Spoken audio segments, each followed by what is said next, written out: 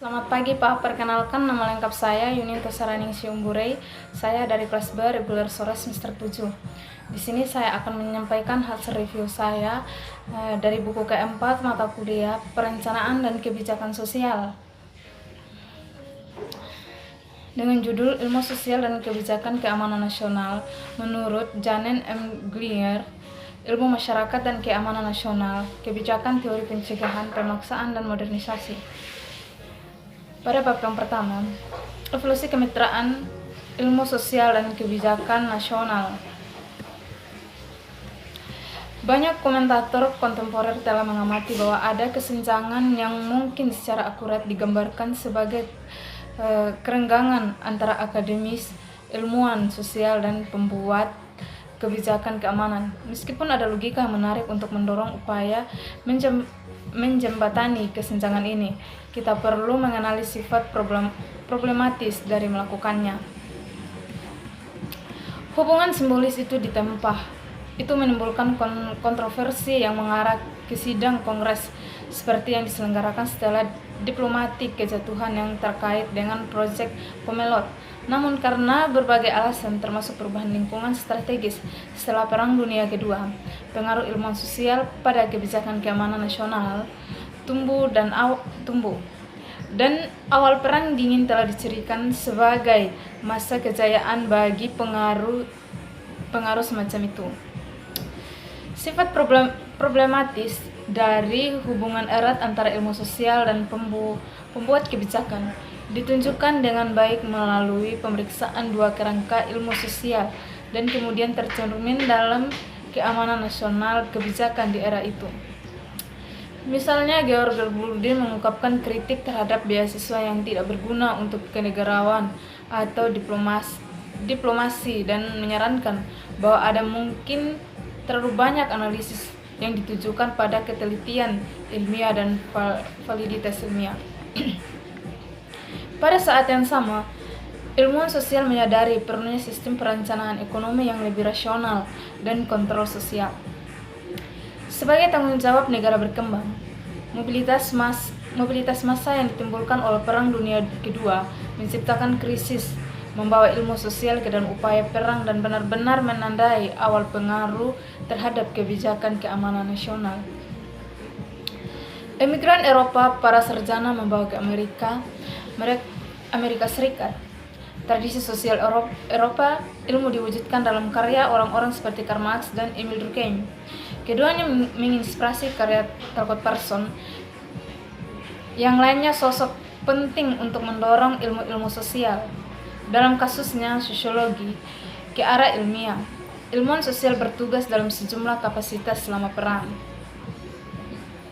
Pandangan yang berbeda tentang karakteristik dasar dari ilmu sosial menjadi diperbesar tentu saja oleh perdebatan pasca perang, keanggotaan ilmu sosial dan ilmu nasional dasar. Janji pendanaan federal untuk penelitian memberikan penjelasan yang jelas insentif bagi ilmu sosial untuk mengembangkan disiplinnya secara ilmiah. Cara yang akan diberikan pandangan apolitis yang dianggap lebih dapat diterima dan mampu oleh pemerintah. Pada bab yang kedua, ilmu pengetahuan alam dan kebijakan publik, wawasan dari sejarah dan filsafat ilmu. Lucien Puy menyatakan bahwa ilmu sosial menyembah sebuah citra sains yang terdistorsi dan aneh. Distorsi itu berputar sekitar dua aspek. Aspek pertama menyangkut sifat konseptual, fitur teoritis sains. Setiap diskusi tentang fitur sains ini dengan Socrates menyentuh beberapa masalah di jantung filsafat sains. Ciri sains adalah yang dimiliki bersama dengan ilmu sosial dan itulah pertumbuhan kontribusi ilmu pengetahuan untuk kebijakan publik. Yang kedua, aspek citra sains melakukan akan memungkinkan untuk menampilkan dampak ilmu pada konsepsi ilmu sosial itu sendiri yang mempengaruhi perkembangan open teori pencegahan atau paksaan dan modernisasi. Pertama, istilah ilmuwan sebenarnya berasal dari abad ke-19 dan diciptakan oleh William Whewell pada tahun 1840. Secara bertahap, istilah itu muncul untuk menggantikan filsuf alam sebelumnya yang berisi konotasi kedekatan dengan humaniora. Dengan demikian, penyebaran istilah tersebut mendai pergeseran simbolis menuju pandangan yang disiplin ilmu memiliki ciri khas yang berbeda dengan bidang pembelajaran lainnya. Para ilmuwan cenderung mengingat para pelopor sains yang hebat dengan cara yang menyarankan sejarah sains adalah sejarah yang mengikuti lintasan linear dan kumulatif. Robert Merton juga berpendapat serupa bahwa penemuan karya ilmiah dalam makalah dan monografi merupakan produk akhir penelitian yang tidak mengungkapkan atau lompatan intuitif awal yang salah. Kesalahan dan kecelakaan bahagia yang ada dalam perkembangan itu adalah pengetahuan. Dengan cara ini, teori apapun yang tidak dapat disangkal oleh peristiwa apapun yang mungkin dibayangkan non-ilmiah. Meskipun teori semacam itu mungkin masih penting, namun tidak bisa mengklaim didukung atau bukti empiris bahkan dalam arti ilmiah, meskipun itu mungkin hasil dari pengamatan langsung. Singkatnya, pernyataan atau sistem pernyataan untuk digolongkan sebagai ilmiah harus mampu bertentangan dengan pengamatan yang mungkin atau bisa dibayangkan. Dalam kasus sosiologis dan intelektual, kontinuitas sejarah dapat dilihat sebagai hasil alternatif dari variasi dan selektif pelestarian yang mencerminkan keberhasilan komparatif dengan berbagai variasi. Sains dianggap objektif dalam dua pengertian. Yang pertama adalah yang ilmiah pengetahuan itu benar, yaitu memberikan gambaran akurat tentang fakta dunia yang alami. Yang kedua berkaitan dengan cara bertanya yang mengacu pada kriteria non-arbitrari dan non-subjektif untuk menerima atau menolak teori.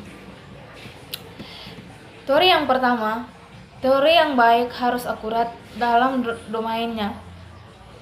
Yang kedua, teori juga harus konsisten secara internal dan dengan yang lain. Teori dapat diterima dan berlaku untuk aspek yang berkaitan dengan alam. Yang ketiga, teori harus memiliki cakupan yang luas. Yang keempat, teori harus sederhana dan menertibkan fenomena dan isolasi secara individu sebagai satu set. Yang kelima, teori yang baik juga harus bermanfaat untuk penelitian lebih lanjut. Pada bab yang ketiga, ilmu strategi, pencegahan dan teori koersi. Kondisi baru di lingkungan strategi setelah Perang II disebut ke depan merupakan keharusan untuk kerangka kerja analitis baru untuk pemahaman. Perubahan paling dramatis tentu saja yang bisa kita sebut sebagai revolusi dalam persenjataan datang dengan pengenalan teknologi baru, peperangan bom atom.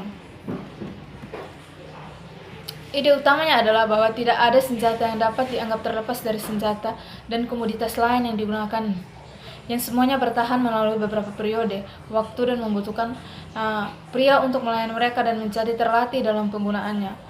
Bahwa semua item ini melibatkan biaya dan relatif biaya sistem yang berbeda, sebagai dipertimbangkan terhadap beberapa standar umum fungsi adalah dasar dari masalah pilihan antar sistem. Dalam konteks kebijakan pertahanan Amerika tahun 1990-an, aspek terakhir ini di kredibilitas menemukan tantangan yang paling serius dalam doktrin nasib pembalasan.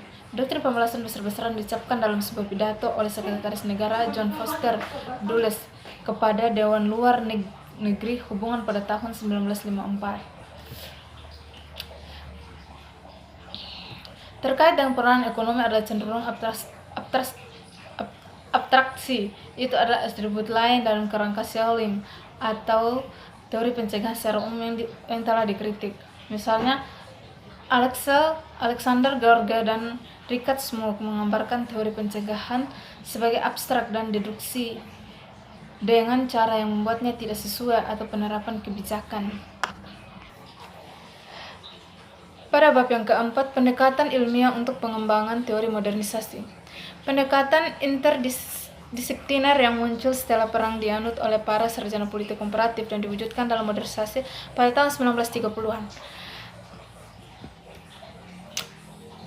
Para sosiolog awal ini menciptakan kategori historis secara semacam itu untuk hubungan sosial sebagai cara untuk mengatasi filosofi yang lebih deterministik, sejarah yang membatasi kemampuan sosiolog untuk membuat komunikasi lintas negara Parsons. Selain itu, Parsons mencatat bahwa semua teori ilmiah adalah grounded dalam analisis keseragaman dalam proses empiris, dan dia percaya sistem sosial agar setuju untuk mengidentifikasi keragaman. Pada bab yang kelima, teori memenuhi praktik kasus dari Perang Vietnam. Secara penilaian dampak teori ilmu sosial terhadap strategi di kasus Perang Vietnam harus membahas dua tema kecil ditemukan di seluruh literatur yang luas tentang perang. Tema pertama diletakkan adalah upaya untuk mengidentifikasi pembuatan kebijakan tertentu yang paling berpengaruh penting dalam pengembangan strategi. Perbedaan tajam lainnya antara Kidne dan Eisenhower adalah seputar minat pada ide-ide akademisi. Daya tarik Kidne bagi akademisi adalah wajar mengingat fakta bahwa sebagai senator dia untuk berkonsultasi dengan yang disebut dengan ekonom Charles River. Oleh karena itu, baik teori modernisasi maupun teori pencegahan atau pemaksaan secara alami akan beresonansi dengan Kidne sebagai cara untuk menyusun pilihan kebijakan. Demikian hasil review saya. Selebihnya mohon dimaafkan. Terima kasih.